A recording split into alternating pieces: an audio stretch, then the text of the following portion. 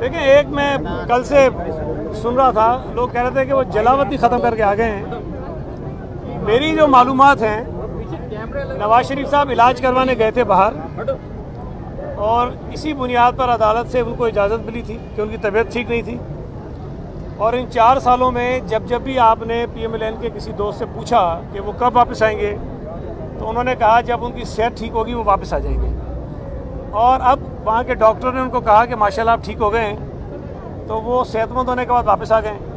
تو مجھے یہ نہیں سمجھ آ رہی بات کہ ایک آدمی اپنا علاج کرانے باہر گیا، اللہ تعالیٰ نے ان کو صحت دی، وہ واپس آ گئے ہیں، تو یہ جلاوطنی کا ورڈ جو ہے وہ کہاں سے آیا، کیوں آیا ہے؟ پہلی بات تو میں بڑا اس پہ حیران ہوں۔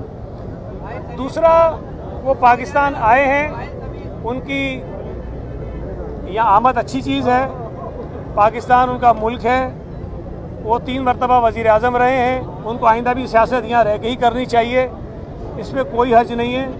ان کی جماعت نے ان کا استقبال کیا، یہ بھی ان کا حق بنتا تھا۔ لیکن جو تاثر دیا جا رہا ہے، یا جو عام طور پہ تاثر تمام لوگوں میں ایون میڈیا پہ اوپنلی ڈسکس ہو رہا ہے کہ وہ جو آئے ہیں وہ کسی انڈرسٹینڈنگ کے تحت آئے ہیں اور ان کو شاید وزیر اعظم بنوایا جائے گا۔ تو میں یہ سمجھتا ہوں کہ یہ جو تاثر ہے یہ کسی طور پر بھی مناسب نہیں ہے۔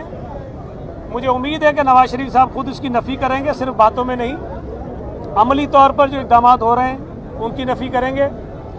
وفاقی حکومت پی ایم ایل این کے ہمدردوں پر مشتمل ہے، وہ اپنے لوگوں کو وہاں سے وڈرا کریں گے۔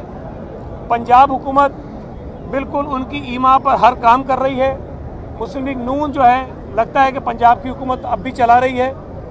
یہ تاثر ختم ہونا چاہیے۔